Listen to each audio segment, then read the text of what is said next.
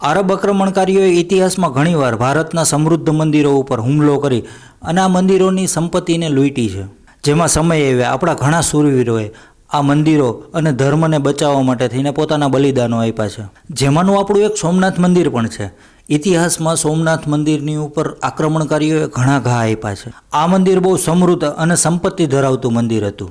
એક માન્યતા પ્રમાણે આ મંદિરની સમૃદ્ધિ એટલી હતી કે આ મંદિરના દ્વાર પણ સોનાના હતા અને જેની ચમક આરબ આક્રમણકારીઓના કાન સુધી પહોંચી ગઈ હતી. પણ 70,000 સૈનિકોની સામે મુઠ્ઠીભર 12,000 રાજપૂતોએ આ આક્રમણકારીઓને ભાગવા મજબૂર કરી દીધા હતા. અને આ રાજપૂતોને એવી કેમ બીક હતી કે અમારો સમાજ અમારો બહિષ્કાર કરશે. અને શું કામ સમાજના બહિષ્કારની બીકે આ લોકોને અલગ જાતિ અલગ સમાજ બનાવવો પડ્યો. અને આજે આ રાજપૂતોના વંશજો ક્યાં છે, કઈ પરિસ્થિતિમાં છે, આવા ઘણા સવાલોનો જવાબ આજની આ સ્ટોરીમાં તમને મળી જશે. તો હેલો ફ્રેન્ડ, સ્વાગત છે તમારું આજની સ્ટોરીમાં. આશા કરું છું બધા મજામાં હશો. આમ જોવા જાય તો સોમનાથ મંદિર ઉપર કોણે કોણે આક્રમણ કર્યું અને કેટલી વાર આક્રમણ કર્યું એનો પરફેક્ટ ફિગર્સ અને ડેટા કોઈ પાસે અવેલેબલ નથી. પણ એક માન્યતા પ્રમાણે આ સોમનાથ મંદિર ઉપર 14 થી 17 વાર હુમલો કરવામાં આવ્યો છે. આજે આપણે આ સ્ટોરીમાં જે યુદ્ધની ચર્ચા કરવાના છે એ આ મંદિર ઉપર છેલ્લો હુમલો હતો. આ સમય હતો 1414નો અને દિલ્હીની ગાદી ઉપર મોહમ્મદ બેગડાની સત્તા હતી. આ મોહમ્મદ બેગડાના કાન સુધી સોમનાથ મંદિરની સમૃદ્ધિના વખાણ પહોંચી ગયા હતા અને આ મંદિરની ભવ્યતા અને એની સમૃદ્ધિને જોતા એણે આ મંદિર ઉપર હુમલો કરવાનું નક્કી કર્યું અને દિલ્હીથી પોતાનું સૈન્ય લઈ અને સોમનાથ મંદિર બાજુ આગળ વધવાનું ચાલુ કર્યું. પણ આ સમયે ગુજરાતના રાજા રજવાડાઓ આ વાતથી અજાણ હતા. આ સમયે પાટણના રાજા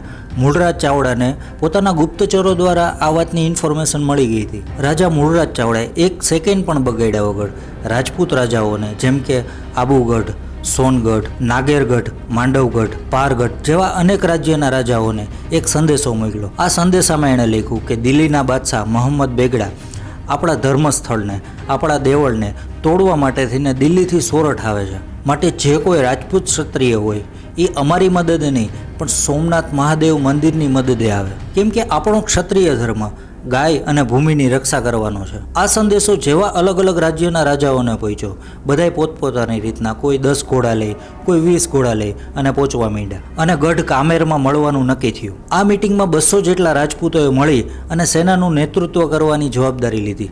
સંખ્યાબળના આધારે જોવા જાય તો આ રાજપૂતોની સેનાનું 12,000ની આસપાસનું સૈન્ય ભેગું થયું.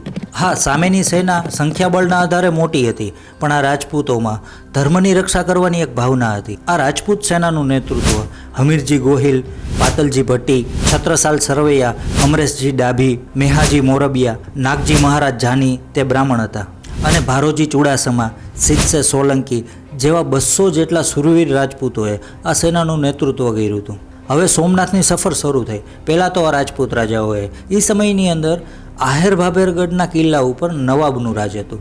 આ આહેર ભાભેરગઢના કિલ્લા ઉપર આ રાજપૂત રાજાઓએ ચડાઈ કરી. 21 દિવસ સુધી યુદ્ધ ચાલ્યું હોવા છતાં આ રાજપૂત રાજાઓ આ કિલ્લાને જીતવામાં અસફળ રહ્યા. પછી આ રાજપૂતોએ પોતાની રણનીતિમાં બદલાવ કર્યો અને ઘણા રાજપૂતોએ પોતાના જીવનું બલિદાન આપ્યું અને આ ગઢ જીતી ગયા. આ દરમિયાન દિલ્હીના બાદશાહની ફોજ ધીમે ધીમે સોમનાથ બાજુ આગળ વધતી જાય છે અને આ રાજપૂત રાજાઓ પણ ધીમે ધીમે કરતાં સોમનાથ બાજુ આગળ વધતા જાય છે. આ દરમિયાન જ્યારે આ સેના ગીરના જંગલમાં પહોંચી ત્યાં ગઢ દિવેલા ગામ દિયોર આવ્યું. ત્યાંના એક ભીલ કબીલાના મુખી હતા વેગડાજી ભીલ. આ વેગડાજી ભીલને રાજપૂતોની આવડી મોટી સેના જોઈ અને આશ્ચર્ય થયું. એટલે એણે હમીરજી ગોહિલને પૂછ્યું કે તમે કોણ છો અને આવડી મોટી સેનાને લઈ અને ક્યાં જાઓ છો? એટલે આ રાજપૂતોએ જવાબ આપ્યો કે દિલ્હીની સેના સોમનાથ મંદિરને તોડવા માટે જાય છે. હવે અમે રાજપૂતોની સેના આ મંદિરને બચાવવા માટે થઈને એનું રક્ષણ કરવા માટે થઈને જાય છે. ત્યારે વેગડાજી ભીલે એક એવો પ્રશ્ન કર્યો કે આ પ્રશ્ન સાંભળી અને બધાય રાજપૂત રાજાઓ વિચારમાં પડી ગયા. આ પ્રશ્ન એ હતો કે તમારા બધાયના લગ્ન થઈ ગયા છે? અને આ રાજપૂતોમાં મોટાભાગના કુંવારા હતા. ત્યારે વેગડાજી ભીલે કીધું કે જો તમે કુંવારા હોય, તમે સાંસારિક સુખને ન જોયું હોય તો પછી કુંવારા મસ્તક શંકરને ન ચડે. કુંવારા લોકોનું જો યુદ્ધમાં મૃત્યુ થાય તો એને અસુરગતિ મળે. એટલે આ વેગડાજીની વાત સાંભળી અને રાજપૂતોએ કીધું કે અત્યારે અમે યુદ્ધ કરવા માટે થઈને જાય છીએ, આમાં લગ્ન કરવા ક્યાં જાય? ત્યારે વેગડાજીએ પોતાનો પ્રસ્તાવ મૂક્યો કે જો તમારી ઈચ્છા હોય, તમારામાંથી જેટલા રાજપૂત રાજાઓ કુંવારા હોય એની સાથે હું મારા નેહડાની દીકરીઓના લગ્ન કરાવું અને તમારી સાથે સોમનાથ મંદિરની રક્ષા કરવા માટે પણ અમે આવીએ. પણ આ રાજપૂતો માટે ધર્મ સંકટની વાત એ હતી કે કે પોતાના સમાજથી બહારની દીકરી સાથે જો લગ્ન કરે તો પોતાનો સમાજ એનો બહિષ્કાર કરે. અને પછી એક વિચાર એ પણ આવ્યો કે અત્યારે યુદ્ધમાં જાય છે, શું ખબર પાછા ફરી ન ફરી, સમાજ સાથે પાછો બેસવાનો મોકો મળે ન મળે. આ રાજપૂતો પોતાના બારોટ અને રાજપુરોહિત એટલે બ્રાહ્મણને પોતાની સાથે લઈને નીકળ્યા. રાજપુરોહિતજી એટલા માટે કે દરેક પ્રસંગને એ સાક્ષી બની શકે, અને બારોટ એટલા માટે થઈને કે એ દરેક વસ્તુને પોતાની બુકમાં લખી શકે. આ રાજપુરોહિત અને બારોટ સાથે ચર્ચા કરવામાં આવી. ચર્ચા થઈ ગયા પછી હવે રાજપૂતો લગ્ન માટે તૈયાર થઈ ગયા. ત્યાર પછી હવે લગ્નની તૈયારી થઈ.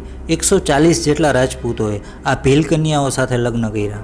એક માન્યતા પ્રમાણે આ લગ્ન ઇતિહાસના પહેલા સમૂહ લગ્ન હતા, જેમાં એક સાથે 140 જેટલા વરકન્યાના એક જ જગ્યાએ લગ્ન થયા હતા. ત્યાર પછી આ રાજપૂતોએ આ ભીલ કન્યાઓને દિયોરમાં મૂકી અને પોતાની આગળની સફર શરૂ કરી. અને આ રાજપૂતોનું દળ સોમનાથ પાટણ સુધી પહોંચી ગયું. અને ત્યારે બીજી બાજુ મોહમ્મદ બેગડાની સેના પણ યુદ્ધ માટે તૈયાર હતી. મોહમ્મદ બેગડાની 70,000ની સેના સામે આ 12,000 રાજપૂતોની સેનાએ યુદ્ધ કર્યું. પણ આ રાજપૂતો યુદ્ધ કળામાં એટલા પારંગત હતા કે જોતજોતામાં જ આ 70,000 સૈનિકોનો આંકડો સ્પીડથી ઘટવા માંડ્યો. પણ આ યુદ્ધમાં ઘણા શૂરવીરો જેમ કે હમીરજી ગોહિલ, વજરાજસિંહ મકવાણા, ખેતાજી સરવૈયા, નાગરાજ સોલંકી અને વેગડાજી ભીલ જેવા ઘણા શૂરવીરોએ પોતાના બલિદાન આપ્યા. અને આ બાદશાહને યુદ્ધ છોડી અને ભાગવા માટે મજબૂર કરી દીધો. અને આ યુદ્ધમાં રાજપૂતોનો વિજય થયો. અને આજે પણ આ શૂરવીર રાજપૂતોના પાળિયા સોમનાથ ત્રિવેણી સંગમની આજુબાજુમાં જ છે.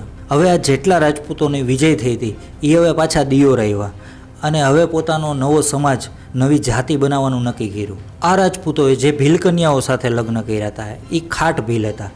એના ઉપરથી આ સમાજનું નામ રાખવામાં આવ્યું, ખાટ રાજપૂત સમાજ. આ રાજપૂતો અલગ અલગ પ્રાંતમાંથી યુદ્ધમાં ભાગ લેવા માટે થઈને આવ્યા હતા. જે રાજપૂત જે પ્રાંતમાંથી આવ્યા હોય એ પ્રાંતના નામને આ લોકોની સરનેમ બનાવવામાં આવી. જેમ કે જે રાજપૂત મોરબીથી આવ્યા હતા એની સરનેમ મોરબિયા રાખવામાં આવી. સરવાથી આવેલાની સરવૈયા, અને જે ભાલથી આવ્યા હતા એની ભાલિયા, અને વાગડ પ્રદેશથી આવેલા વાગડિયા. આ પ્રમાણે પ્રાંતના નામ ઉપરથી સરનેમ નિર્ધારિત કરવામાં આવી. ત્યાર પછી આ રાજપૂતોએ સોમનાથથી નાઘેર અને ત્યાંથી બિલખા સુધીના પ્રાંતને પોતાના પરાક્રમથી જીતી લીધો. આજે આ સમાજ મોટા ભાગે સૌરાષ્ટ્ર અને કાઠિયાવાડમાં વસે છે. આ સમાજ જેટલો યુદ્ધમાં પારંગત હતો એટલો ખેતીમાં પણ પારંગત હતો. આજે આ સમાજના મોટાભાગના લોકોનો વ્યવસાય ખેતી છે. આ ખાટ રાજપૂતોનું ધર્મને બચાવવા માટે થઈને બહુ મોટું યોગદાન છે અને જેનો ઇતિહાસ પણ સાક્ષી છે. તો આ હતી ધર્મ માટે પોતાના બલિદાન દેવાવાળા શૂરવીરોની સ્ટોરી. આજની સ્ટોરી તમને કેવી લાગી એ મને કોમેન્ટ કરીને કહેવાનું ભૂલતા નહીં.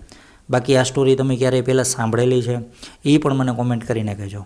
બાકી જો જે ચેનલને સબસ્ક્રાઈબ ન કરી હોય, ચેનલ પર પહેલી વાર આવી હોય તો ચેનલને ફટાફટ સબસ્ક્રાઈબ કરી લેજો, જેથી કરીને નોટિફિકેશન આપણા સુધી પહેલાં પહોંચી શકે.